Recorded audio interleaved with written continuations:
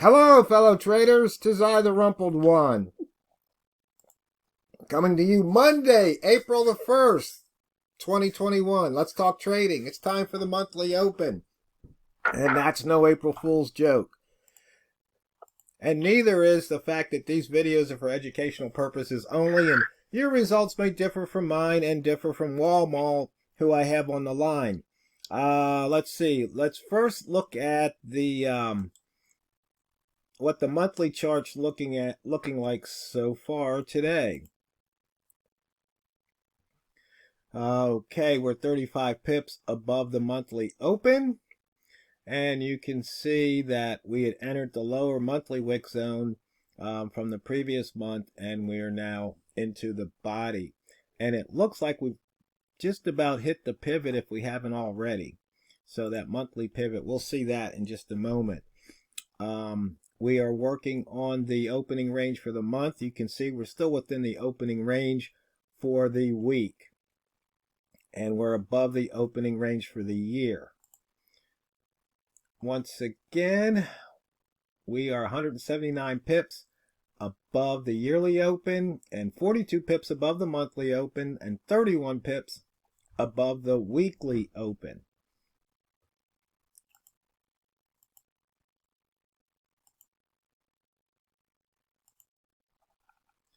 And for some strange reason, my computer's running a little bit slow here.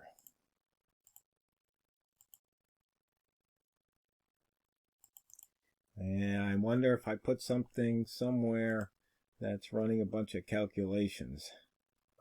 Okay, we are in the inside bar for 2 weeks ago.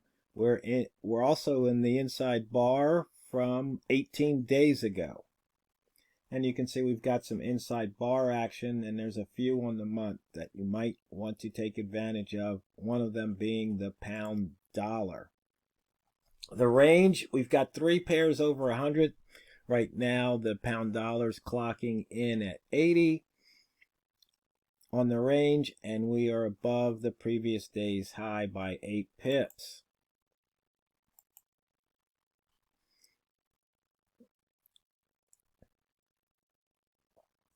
Now, it looks like we took out the pivot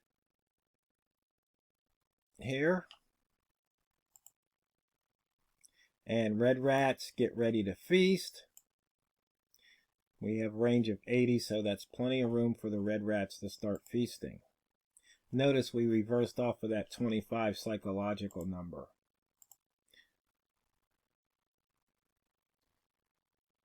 So it looks like we did take out that monthly pivot at 138.21.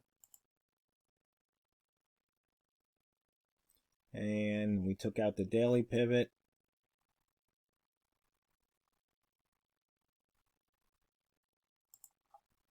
And something is definitely chewing up some CPU cycles on this chart. And we took out the daily and the monthly. So pivot traders have been rewarded so far today, and that's no April Fool's joke either.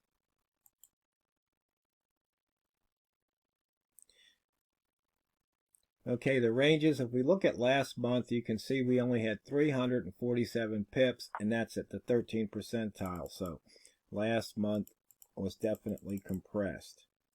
And I think maybe, I wonder if this chart's what's doing it.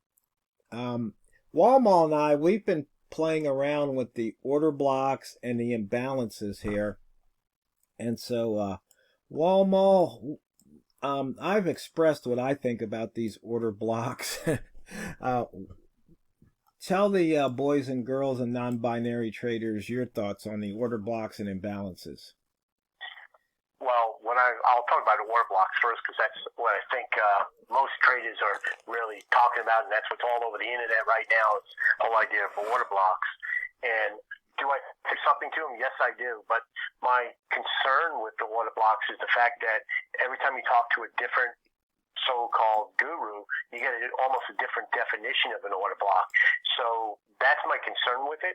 However, at the same time, I do see something there. I know that there's something there, and where I am with my struggle with it is trying to figure out, what is truly the order block that you can use for taking an order or taking an order or not taking an order. So that's where I'm at for all of this. And people go and say, well, they can't. Well, you just got, if you're looking for a short, you got to go and make sure that you've got the highest order block. Well, how do you know that the current order block that's on your chart is the highest one? Literally an hour or two later, you can have a brand new one that's even higher up. So that's my challenge at this point in time. That's always part of trading anyway. So the thing that I'm working with right now is like, okay, I do see that, when you do get those big moves, they always seem to happen at an order block, okay, but which is the one that really is the one that has significance as opposed to the other ones that you see on your chart. And so that's where I'm at with it. So do I think there's something there? Yeah, I do. The question is, okay, how do I filter out the ones that are not truly order blocks and the ones that are truly the ones that we should be trading off of? And I think I've really come around to a little bit about what you've been saying about imbalances a little bit. And then the idea with imbalances is that, the reality is price goes and puts imbalances. And what that is, I know with other traders that are out there that have imbalances, they said what that is people got left behind, and people meaning big institutions. And so those big institutions need to go and clear the books so that they can go and create liquidity, so that it gives them the ability to go and get into other trades that they may want to get into. I don't know if I buy that story or not, but what I do see absolutely is that those imbalances get put out there, and those imbalances do get filled. And it happens on a regular basis. And not only does it happen, on like the 1 and 5 and 15-minute charts, but you start looking at the 1-hour charts and the 4-hour charts and the daily charts, it's almost impossible to even find imbalances because they always seem to get filled. So I think that you go and see an imbalance being put out there on those higher time frames. It's sort of like, okay, there's something that if price starts moving in that direction, that's a bias that I have.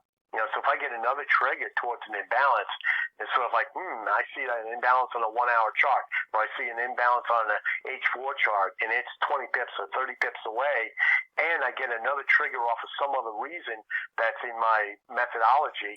That's like, man, that's a good target for my profit to take. That's a good place to go and be looking.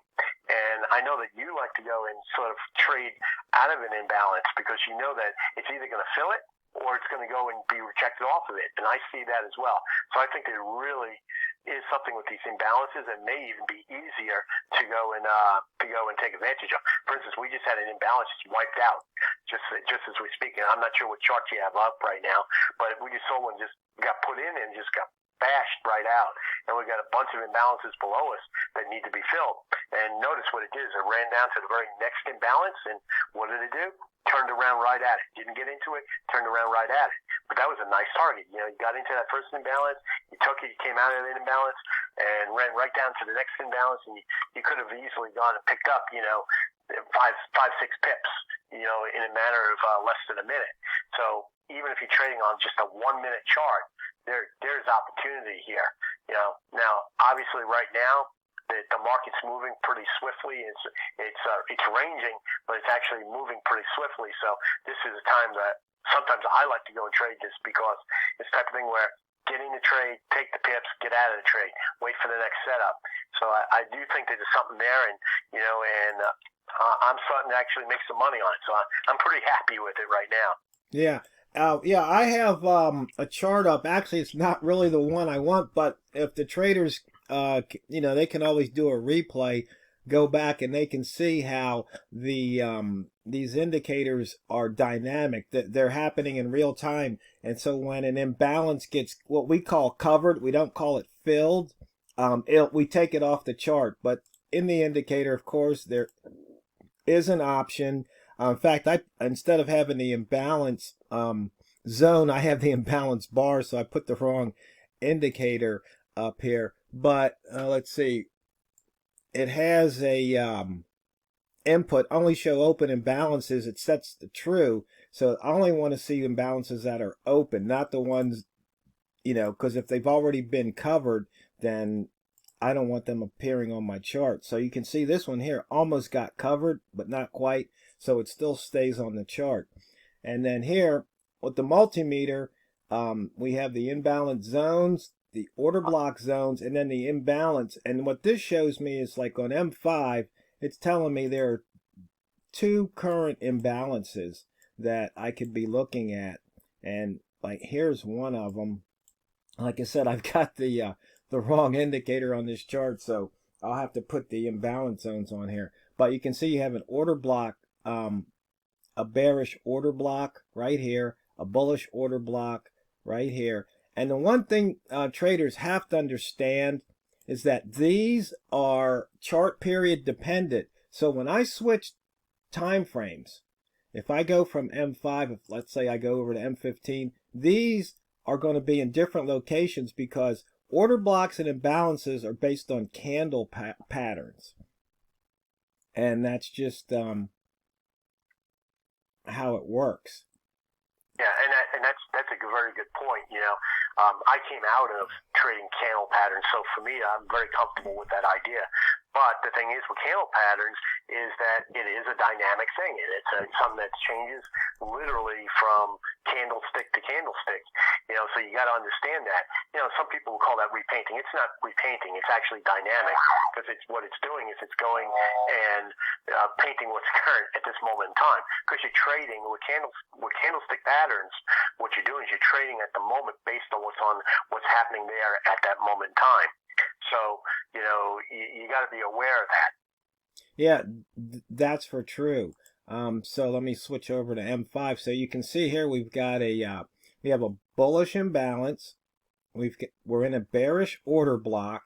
And Walmart was talking about how he likes to trade, and how I like to trade it is using these zones or these blocks as basically breakout areas. So once price gets in it, price is going to have to leave it. And a lot of times what we'll see happen in an imbalance is that price will leave it, it'll come back and to about the halfway point, and then it'll shoot up big time. Or just like here in the order blocks. And the one thing about order blocks, it's almost it's a very rare occurrence, and I mean extremely rare, for an order block to appear and not have an imbalance. And the reason I mention that, because right here we had that. This is an order block based on my definition, which is in this case a bullish order block would be a bearish candle followed by a bullish candle where the bullish candle's close is above the bearish candle's high. And this is a one, and then usually what happens is this candle would be up here and you'd have an imbalance. So in this particular case, you don't have an imbalance off of that order block. But let's go and look at M15. And so you can see here, actually, wow, even on M15, it didn't have an imbalance. Let's take a look at M30. M30 in this particular case, this was a bearish one. Wow, I'm actually seeing a few times when it doesn't do it. Yeah, go down to M1 and you'll see one that you're looking for. On M1. Okay, let's see. Well, right here was an order block, and then you can see this created the imbalance. So this is where the imbalance was created. So then price that came back, got inside it, as you can see, went up, came back, got inside it, went up, came back, got inside it, went up. So that's the pattern we're looking for. And as usual, the fastest 15 minutes in trading is up. But we're probably for the rest of this month, we'll be revisiting the imbalances and order blocks, because I think if you add this tool to your trading toolbox, you'll find that you just might become just a slight bit more profitable. Because remember, it's not what you trade, it's how you trade it. So go out there and drain the banks. This is TheRumpledOne, over and out.